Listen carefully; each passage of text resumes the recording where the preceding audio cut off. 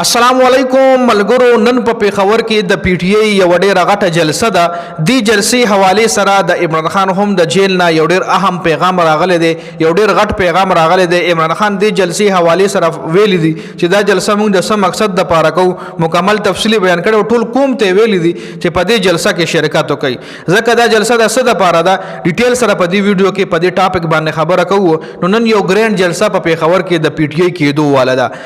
جلسې نه پس په ډیټیل سره خبره کوو چې څومره خلکو پکې شرکت کړو کم سیاسي رهنما دي جلسې لراغلیو څه تقریرونه کړي دي آیا گرفتاریان پکې شوي کنه پچا پکې پابندي لګېدلې کنه کې گرفتاریان خو په دې جلسه کې ځکه نه کیږي چې د پی ټی ای حکومت پکې پی کې کړو دا جلسه هم پکې پی کې کړه نو هیڅ کله هم دلته د پنجاب حکومت یا د پنجاب پولیس ول دلته هیڅ کله هم گرفتاریان نه شو کولې خو دې حواله سره عمران خان د جیل نه غټ پیغام جاری کړی دی عمران خان ویلي دي چې په دې جلسه کې ټول قوم ته ویلي دي په دې جلسه کې تاسو ضرور شرکت وکړئ ځکه دا جلسه چې کومه ده نو دا جلسه صرف او صرف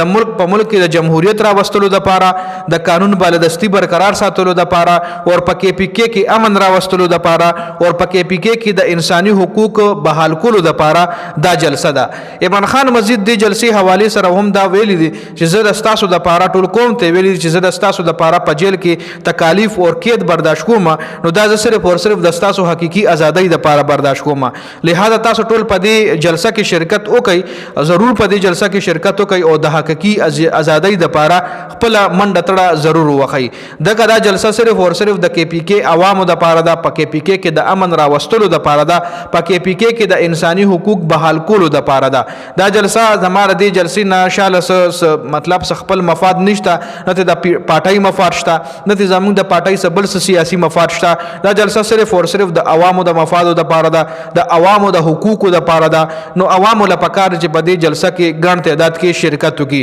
د جلسې حواله سره عمران خان خپل لیډرشپ ته هم دا پیغام ورکړی چې تاسو ټول لیډرشپ په دې جلسه کې ضرور شرکت وکړي او عوام د پی ټی ای نه نور هم موټیویټ کړي عوام هم د حالاتو نه نور هم موټیویټ کړي چې حالاتو نه غبراويږي ځکه چې زه هر څه برداشت کوم نو زه د تاسو د لپاره برداشت کوم چې زه برداشت کول شم نو تاسو هم برداشت کړئ او د هر څه صرف او صرف د تاسو د حقيقي ازادۍ د لپاره کوم نو نن جلسه چې کومه ده په پی ټی ای کې زما خیال رنګ روډ کې ایگزیکټ لوکیشن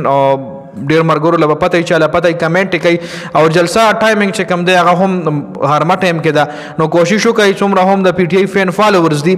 د عمران خان فین فالوورز دي نو هغه په دې جلسه کې ضرور شرکت وکړي خو عمران خان چې د دې جلسې حواله سره د جیل نه کم پیغام جاری کړو نو مې در سره په دې ویډیو کې جاری کولو چې د عمران خان د جلسې حواله سره موټیو څه د مقصد دی نو مې در سره په دې ویډیو کې شریک کو نو د ویډیو کتلو زیاته مننه ویډیو ضرور مخکې ملګرو سره شریک کړئ جنید خان افیشل چینل هم سبسکرایب کړئ پیج هم لایک کړئ ډیر زیاته مننه د ویډیو کتلو والسلام